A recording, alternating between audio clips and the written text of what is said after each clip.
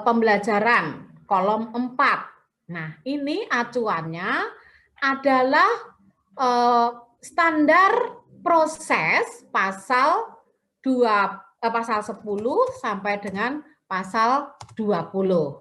Nah, Bapak Ibu bisa membaca, tapi khususnya di pasal 14, Bapak Ibu.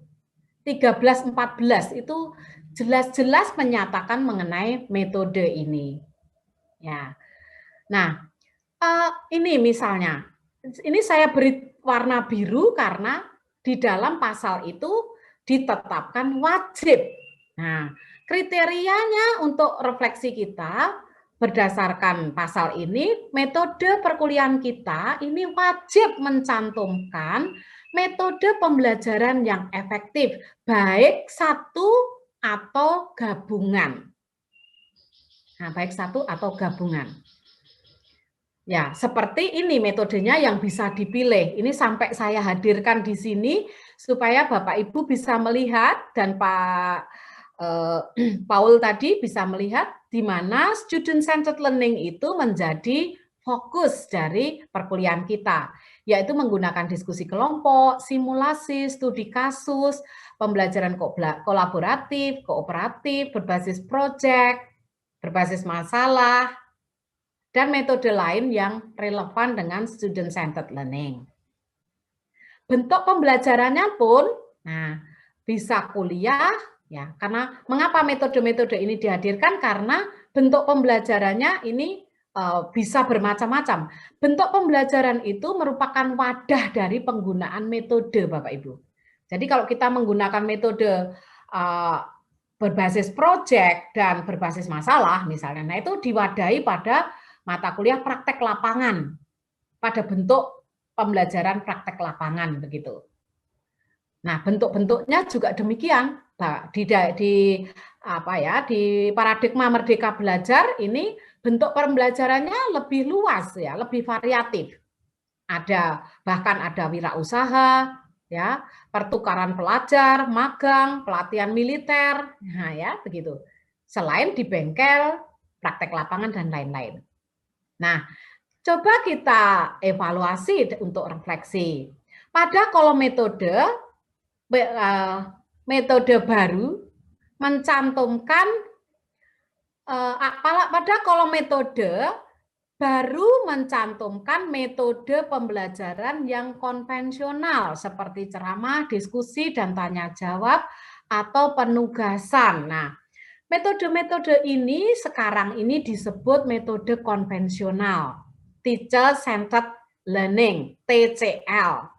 Belum sesuai dengan acuan yang harus bersifat SCL dan harapan atau tuntutan abad 21, abad industri, dan abad society 5.0, di mana mereka harus berhubungan dengan manusia begitu ya untuk belajar, karena seperti ditemukan oleh riset oleh Harvard University itu 85% lembaga kerja ya begitu ya, perusahaan atau lembaga-lembaga kerja begitu ya, perusahaan pekerjaan lah begitu, lebih membutuhkan penguasaan kompetensi sosial atau social skills, keterampilan sosial dengan persentase 85 posisinya. Nah, begitu Bapak Ibu. Karena itu social skills ini intinya tidak boleh ditinggalkan, diabaikan, dan itu bisa kita lakukan, kita capai melalui integrasi model-model pembelajaran sebagaimana di RPS kolom 7 ini. Nah, karena itu sehingga isi kolom metode ini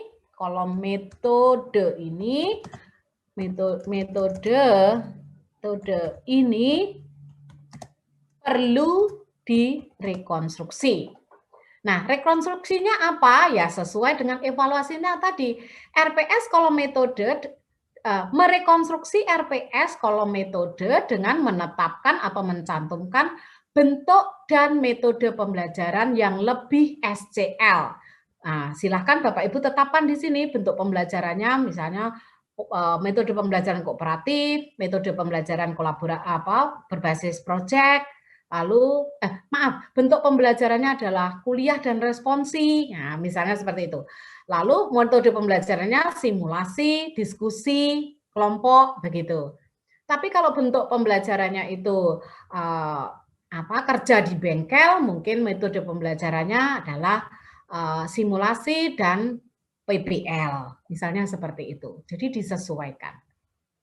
Nah, inilah contoh-contoh Bapak Ibu di dalam melakukan refleksi atau evaluasi mata kuliah sebagaimana langkah-langkah rekonstruksi mata kuliah. Silahkan Bapak Ibu tetapkan di sini, refleksikan, dan perlu saya beri catatan bahwa semakin kita merefleksikan dan menemukan banyak kekurangan, itu semakin baik. Karena Bapak Ibu berarti lebih menyadari bahwa perkuliahan ini perlu ditingkatkan. Seperti itu.